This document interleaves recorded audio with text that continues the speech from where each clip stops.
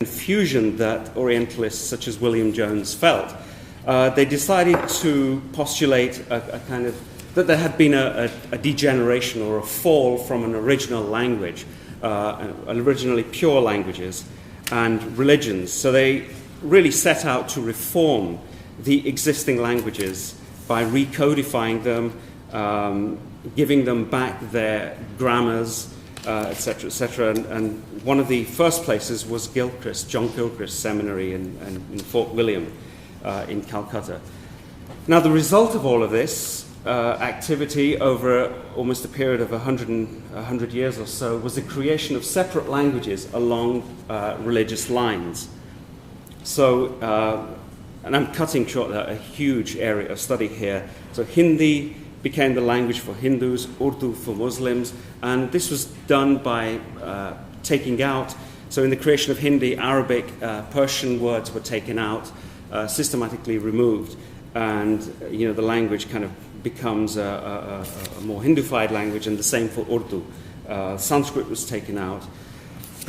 And interestingly, a similar thing happens to Punjabi, which becomes the language of the Sikhs. It becomes a kind of sacred language, if you like. But Punjabi did not suffer to the same extent. It wasn't broken apart in the same way as the other two languages.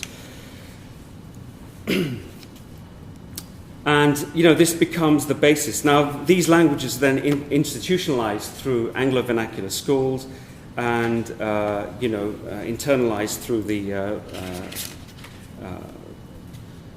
kind of pedagogical process which was put into place by missionaries. Now, taken together, these institutional measures enable the teaching of national or vernacular languages under the blueprint that produced, to quote Lydia Liu, cultural difference on a world map as an already translated fact, and pretended to speak for that difference in a universalizing idiom. Within this educational process, the native elites were expected to internalize the pedagogical mechanisms and, as a result, willingly reciprocate Hindi terms for English, for example. As Lydia Liu argues, obviously she was working in the Chinese context, in such a system of exchange, characterized by vastly unequal conditions of power, difference was both produced as a value and at the same time victimized by translating it as a lesser value or a non-universal.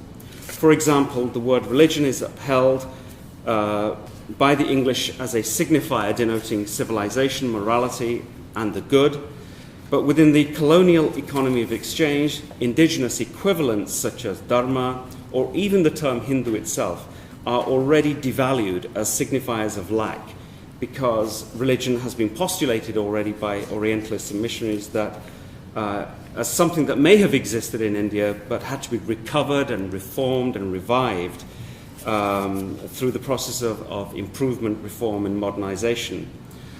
Also, in the indigenous languages, the term Hindu was considered a marker of civilization and geography rather than religion. So clearly, the inadequate term Hindu could only be brought into exchange via an ascription of desire for the signifier religion, whose linguistic, cultural, and political value would be guaranteed by a combination of Christianity and empire. This desire then enters into the native enunciation through their response to the English demand for the term religion. So that just brings me to the end of the main segment, and what I'd like to do is to talk about how this plays out in the Sikh sphere. I'll try and get this done in about 5 or 10 minutes. So three periods I'm looking at, the 1770s to the 1850s, which is the period of early contact between Sikhs and the British. The dominant paradigm, as I've already mentioned, was Deism. And under that paradigm, the British interpreted Sikhism through a lens of Protestant secularity, if you like, believing that Sikhism was monotheistic. It was unlike Hinduism and unlike Islam.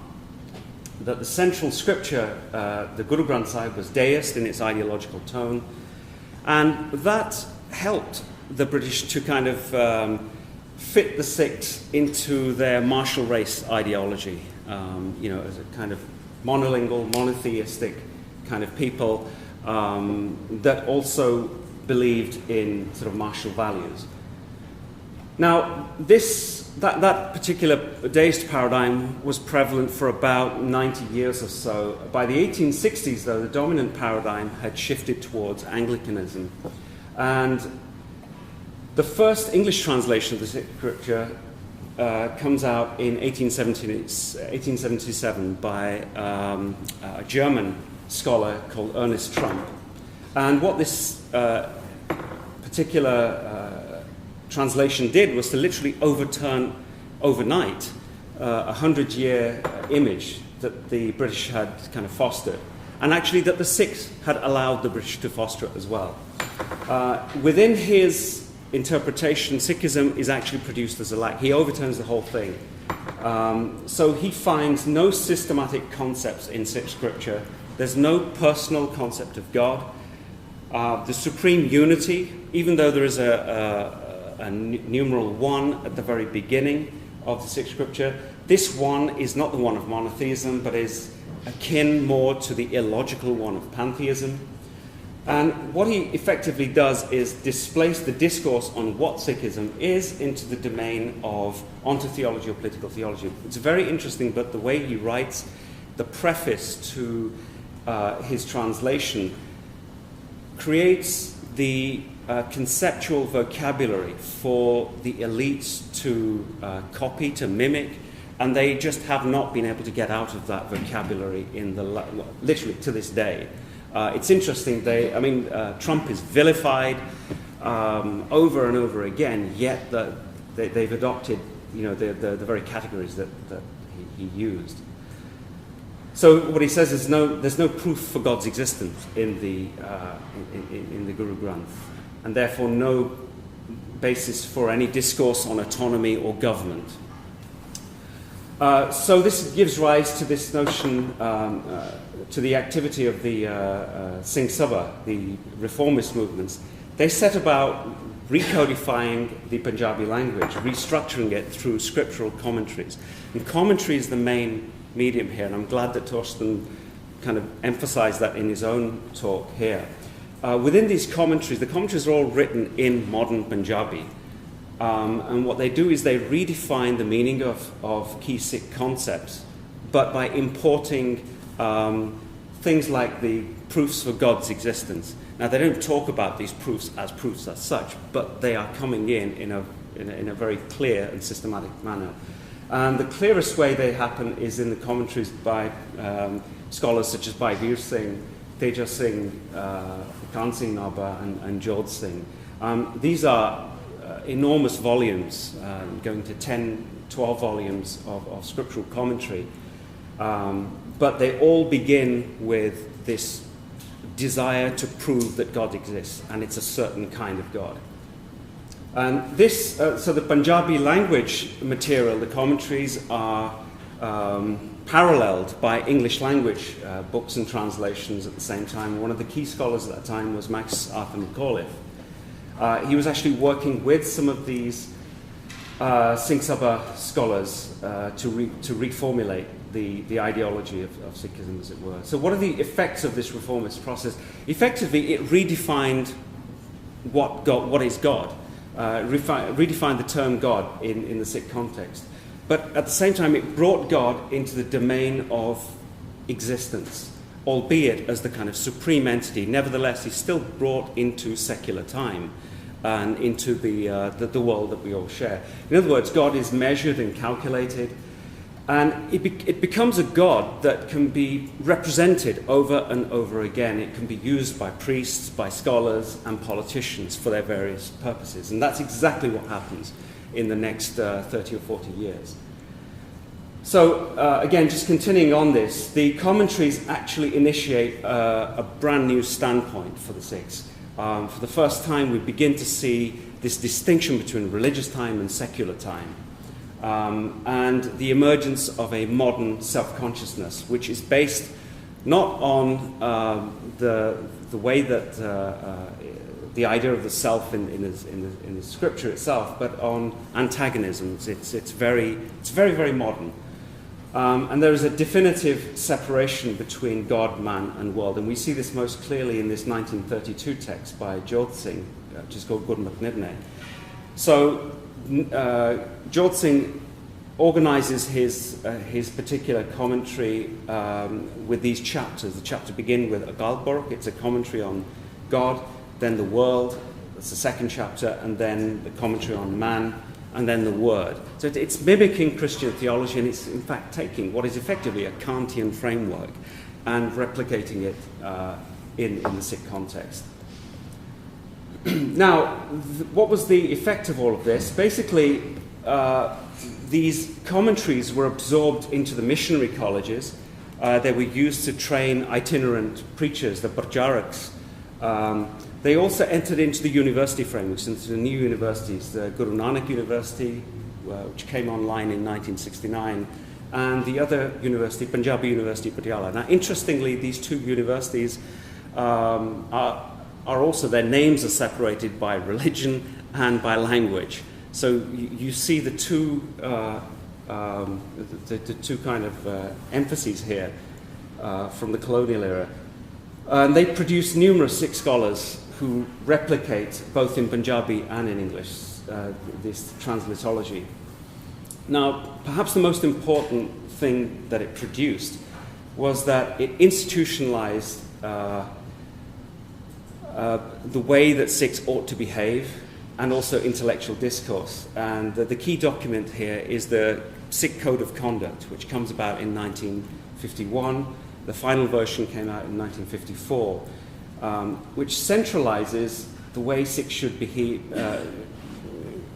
To be a Sikh, one first of all has to have a belief and a practice. It's very clear in the first opening chapter. Never before has that appeared. So Sikhi, these terms Sikhi and Gurmat now signify belief system more than anything else. And from then on, it just seeps into the grassroots system. Now, interestingly, that same translatology is reproduced in modern Western Sikh studies. This is the kind of Sikh studies that began at SOAS with the work of W.H. MacLeod, who wrote Guru Nanak in the Sikh Religion. So in a sense, the Westerners are rediscovering the Sikhs several decades after colonialism. But the only way they know how to categorize the Sikhs is again to use that same translatology. And they're simply mimicking it back to the Sikhs.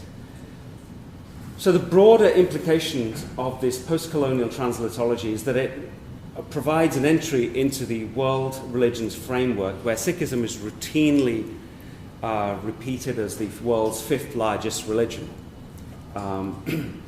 It's used in interfaith dialogue, in A-level syllabi, and also in multiculturalist discourse, where Sikhism has been constructed as a modern minority religion in legal cases as well. Now, I could say a lot about the legal cases here because they are very specific. So the kind of cases you would have in Europe, very different from the ones in the USA, and I've kind of been involved in both in the background, and I might be able to talk about that. And then identity politics and political engagement with diaspora Sikhs. And out of all of this, I'd just like to mention this one thing here, the Sikhi to the Max. Sikhi to the Max is a software that when Sikhs gather, when the Sangat gathers, usually on a Sunday, there's a keen awareness that most of the congregation are composed of young people whose mindset is well, the main language is English, so they need a form of translation. So virtually every Gurdwara in the West has a projection facility right at the front where they're able to project this particular software, and it gives when the hymns are being sung, they're projected directly onto the screen, and what you see is a translation in English. You see the Punjabi words and then the English translation. So what it's doing is it's taking that same translatology and feeding it back into young kids at this time. So there's seemingly no escape from this at all. The irony is, of course, that the translatology that I'm talking about actually subverts the sovereign force of Guru Nanak's own teaching and also Sikh concepts by incorporating them into a Christian secular continuum. Now, I'm going to end with this. This would be segment 3, and I don't have time to go into this, but this is where I've been working. So this particular strand here is Sikh concepts that I've been working with. So the word Sikhi, Gurmat, Anhaj Shabad, Nirgun Sargun, Akal Purkh, and Hukam. They're very key central concepts in the Sikh lexicon. The central section here shows what would be the uncensored identifications during the colonial period. This is what translatology actually does to these terms. So it translates Sikhi, for example, as Sikhism or Sikh religion, Gurmat as belief or doctrine, and this very important term, Akal, as immortal being, Akal Purkh as a personal God.